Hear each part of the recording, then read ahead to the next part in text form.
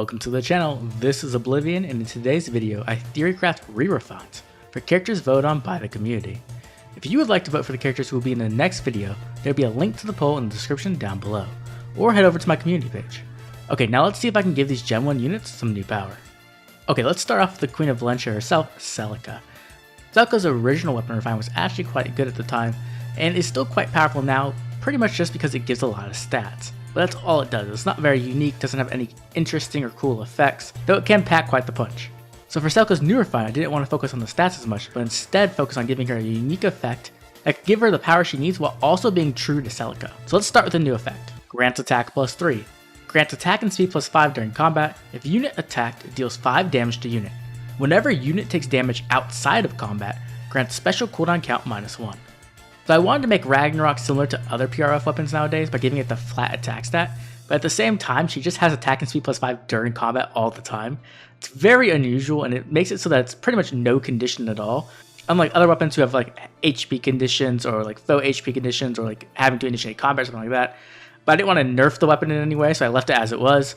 And then she does have that recoil damage after attacking. And so I wanted to kind of capitalize on that and make it something unique to Celica that she could take advantage of. So the idea I came up with was granting special cooldown whenever she takes damage outside of combat. So that means her weapon will automatically grant special cooldown count -1, but skills like Fury could also trigger this effect. And even things like enemy savage blows or pain staffs. I think this is a very unique effect and it's different than anything we have in Fire Emblem Heroes at the moment, and it can give Celica the power she needs while also making her a bit different than any other red mage in the game. Now let's check out her new refine. If unit initiates combat, or if unit's HP is less than 100%, grants attack and speed plus 7 during combat, and also if unit initiates combat with HP less than 100%, unit can make a follow-up attack before foe can counterattack. Like I said before, Celica's refine already gave her the stats she needed, but I wanted to add an additional effect and something that was consistent with other Celicas. So we have something like Brave Celica where she gets the double Brave hit, and then we have something like Legendary Celica where she gets the Desperation and NFU effect. So I thought Desperation 4 effect would be good here, as Celica is going to want to take a lot of recoil damage so she can trigger those specials, and Desperation will allow her to get both those hits in and do a ton of damage while being safe. Now obviously even with this new refine, Celica still has the problem of getting below 100% HP, but there are lots of ways to do that, and it makes it so that Celica really does want to have a lot of recoil damage in her kit to take full advantage of her weapon effect while also getting her into that Desperation range. So Gaius' weapon refine isn't actually that old, and it is still decent to an extent, but they really didn't give him enough considering he's a Gen 1 dagger unit. Currently he gets a minimal amount of stats at speed plus 4, a bit of true damage at 10% of his speed, then his refine granted a bit of extra true damage, but only when the foe's HP is 100%, or when his special triggers before combat. And honestly, Gaius isn't the best option to run AoE specials, as he only has a base attack of 29.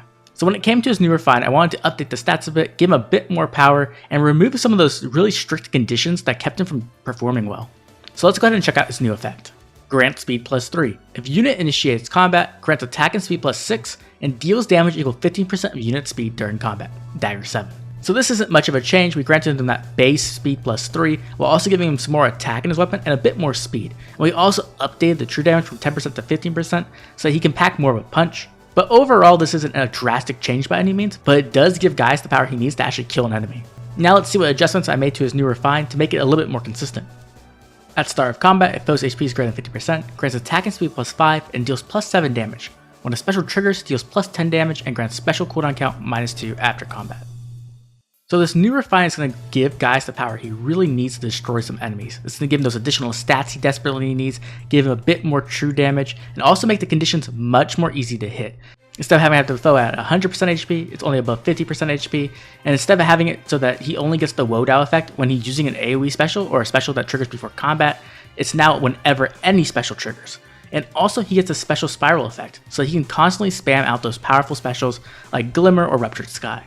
Overall, I think this refine gives Gaius the power he needs to kill his enemies, and more importantly, makes it so that the conditions are realistic, so he has access to that power whenever he needs it. Our next character is going to be one of the Black Fangs, Ursula, and Ursula is amazing. Even nowadays, her weapon effect can be quite strong, but she is obviously missing a lot of stats compared to more recent Cav mages. So when it came to Ursula's new effect and new refine, I wanted to capture a bit of Ursula from FE7, where she was known for using the Bolting Tome, but I also wanted to capitalize on what FEH already has established, where she is focused on penalties. So let's head over to the new effect and see if I was able to capture some of that. Grants attack plus 3, effective against cavalry foes. If a unit initiates combat, grants attack and speed plus 6, and also if penalty is active on foe, foe cannot counterattack. So the first thing I wanted to do was get Ursula up to date by giving her that attack +3 passive, and then also giving her an additional attack and speed +6 built into the weapon.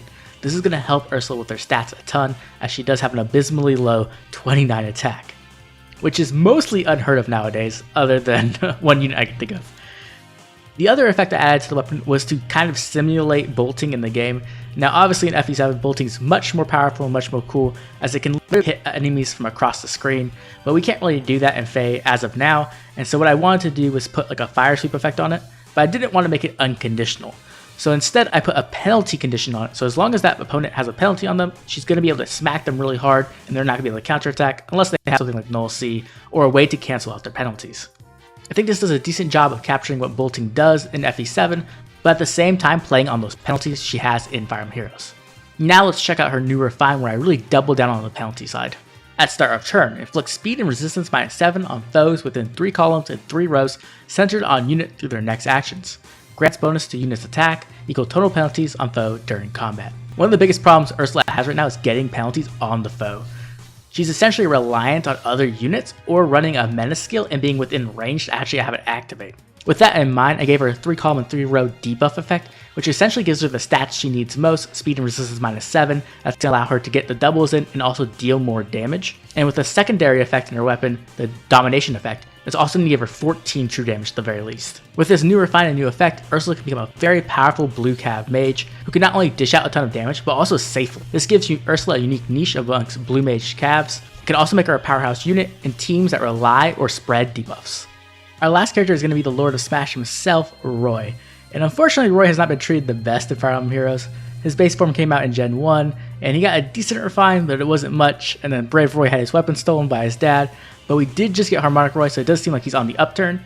So with this new weapon effect and new refine, I really wanted to capture Roy in FE6 at the end of the game. Not at the beginning when he's bad, but like at the end when he's really powerful with the Binding Blade. And in order to do that, I need to give Roy some stats and give him some powerful effects in his weapon so he can really become a dual phase powerhouse. So let's go ahead and check out his new weapon effect.